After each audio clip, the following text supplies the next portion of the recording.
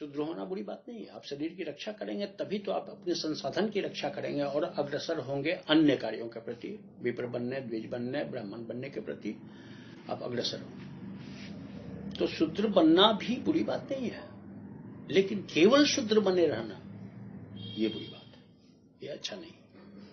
अगर आप केवल शूद्र बने रहेंगे तो आप अग्रसर नहीं हो सकते ज्ञान की ओर। मूल भावना यही है, इन चारों शब्दों की भावना यही है कि आप शूद्र बने न रहे।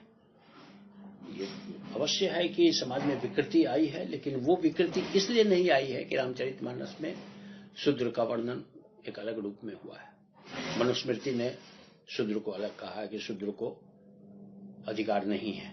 अधिकार शब्द की भी व्याख्या अलग हो जाएगी अगर ऐसा सोचें तो। अधिकार शब्द राइट से का रूपांतर नहीं, अनुवाद नहीं है। राइट का मतलब होता है स्वामित्व।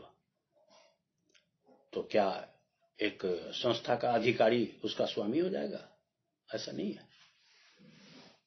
अधिकार, जब तक आप शूद्रवत हैं आपको वेद नहीं पढ़ने दिया जाएगा। नहीं पढ़ने दिया जाएगा का अर्थ ये नहीं है आप जैसे कक्षा से बाहर कर देता है शिक्षक, क्योंकि बच्चे का ध्यान किसी और विषय में डूबा हुआ है कोई बच्चा, तो शिक्षक जैसे उसे क्लास से बाहर कर देता है, बिल्कुल वैसी ही बात है कि आप शरीर के लिप्सा के प्रति ज्यादा जागरूक हैं तो आपको ये द्विज से विप्र और विप्र से ब्राह्मण बनने की जो कक्षा है, सामाजिक कक्षा, विचाराधीन विचारों की कक्षा, उससे आपको बाहर कर दिया जाएगा। आप उसके अधिकारी नहीं रहेंगे।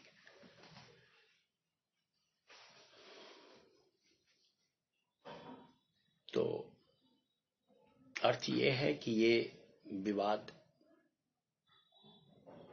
बेकार नहीं कहा जा सकता। एक जागरूकता आनी चाहिए समाज में कि पुनः व्याख्या हो सके, सप्रसंग व्याख्या हो सके, स्पष्ट रूप से बताया जा सके जन सामान्य को कि ये क्यों लिखे गए हैं। अगर हम वेदों को, रामचरितमानस को, गीता को, महाभारत को, या जितने भी हमारे उपनिषद, पुराण, वेद, जितने भी हमारे धार्मिक ग्रंथ हैं, उनको केवल एक पुस्तक के रूप में लिया जाएगा, उससे आस्था जोड़ी जाएगी, तो एक जड़ के प्रति आस्था लाभकारी नहीं होती। अगर आप केवल पुस्तक के रूप में वेदों को लेंगे तो वह भी एक जड़ है, और वेद खुद कहते हैं कि जड़ के प्रति आसक्ति मत पालो। किसी भी जड़ के प्रति आसक्ति रखना विप्र और ब्राह्मण का काम नहीं है। और जब आप मानते कि वो केवल एक पुस्तक है तो आप जड़ की आराधना कर रहे हैं, जो गलत है। आपका कर्तव्य है कि जो भी आप जड़ को जाने, उसके अंदर जो कुछ भी है उसकी व्याख्या करें, उसका विश्लेषण करें, जन सामान्य को बताएं कि इसमें का जो सार तत्व है वह अनुकरणीय है, वह ग्राह्य है। बाकी जो इसके आवरण है वह किसी काम का नहीं, उसे त्याग दो।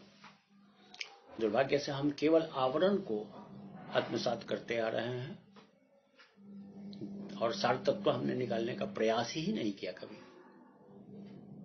और ऊपर से ये जो व्यवसाय के नाम पर नया आचरण शुरू हुआ है, केवल अपने लाभ के लिए कर्म करना, इसने और विसंगति समाज में पैदा की है। ये वर्ग भेद कभी नहीं मिटेगा। ब्राह्मण, क्षत्रिय, वैश्य, शूद्र का जो वर्ग भेद वास्तविक है वो मिटने वाला नहीं है। तो क्यों न इसकी व्याख्या करके इसे स्पष्ट किया जाए, समाज के सामने बताया जाए। कुछ लोग हैं ब्राह्मण वर्ग में हैं जिन्हें इनका लाभ मिल रहा है, खुद का लाभ, स्वयं के लाभ के लिए, नाम के जो ब्राह्मण हैं, नाम के जो विप्र हैं, नाम के जो वैश्य हैं, वो लाभ के लिए, नीच के लाभ के लिए ये कर रहे हैं कि भेद बना रहे हैं। तो भेद तो बना रहेगा, लेकिन उन लोगों की मानसिकता अगर बदल दी जाए कि इस भेद को निज के लाभ के लिए प्रयोग मत करो, तो शायद समाज की विसंगति दूर हो जाए। बस इतना ही।